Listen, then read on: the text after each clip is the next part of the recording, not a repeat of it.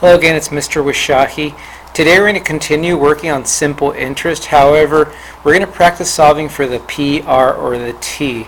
That's why it's called simple interest moving backwards, because you're going to see we're going to use the same exact formula, we're just going to go in reverse.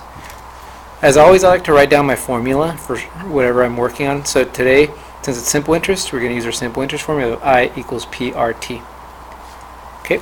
So think about what we do to solve for I. We take our three variables and we always multiply them.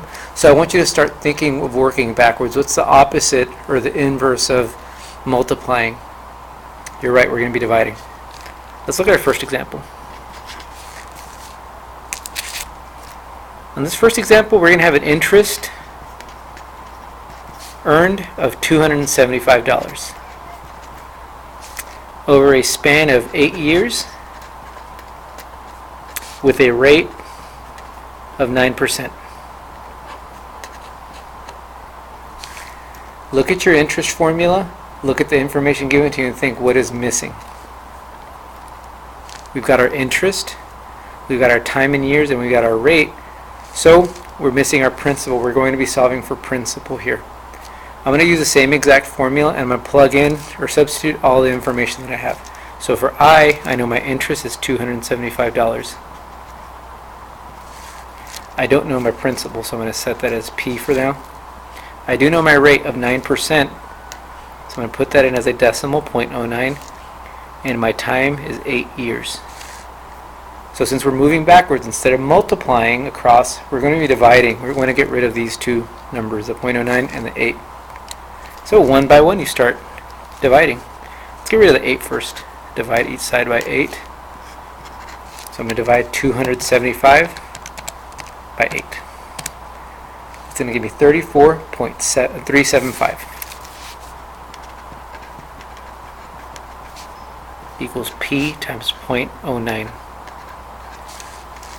So let's go ahead and get rid of that 0.09.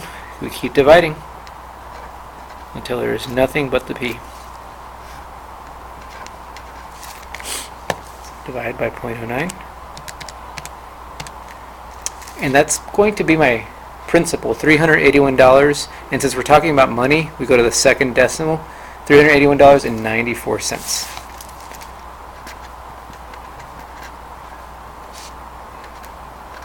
So that one we're solving for the principal. Okay, just think we just went in reverse. Let's go to our second example. This one, let's say the interest is $25.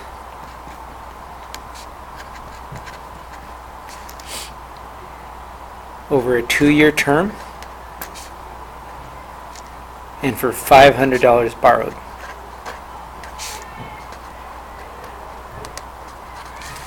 So let's look at our formula. I've got interest of $25.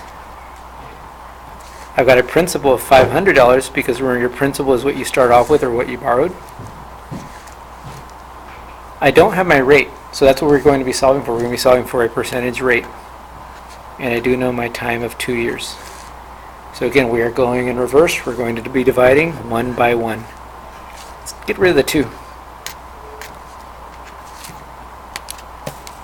25 divided by 2 comes out to 12.5 equals 500R. And you guessed it, divide by 500. 12.5 divided by 500. So that gives us R equals 0.025.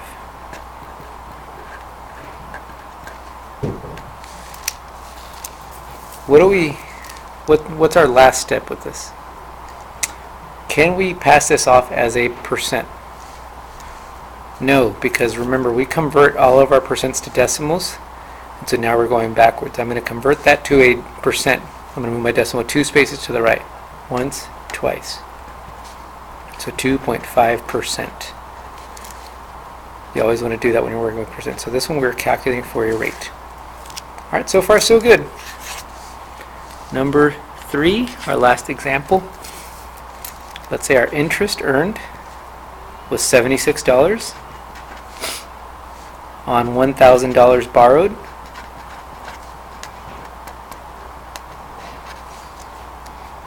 with 1.9% interest rate. This time we don't have any years listed, so we're solving for time.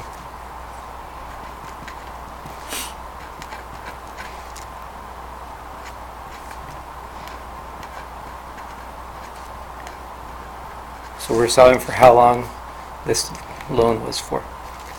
So again, start dividing one item at a time. 76 divided by 1,000, 0.076.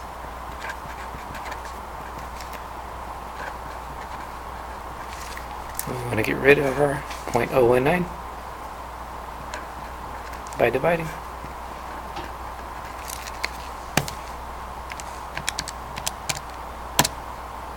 That came out to 4. That means the term on this loan was 4 years.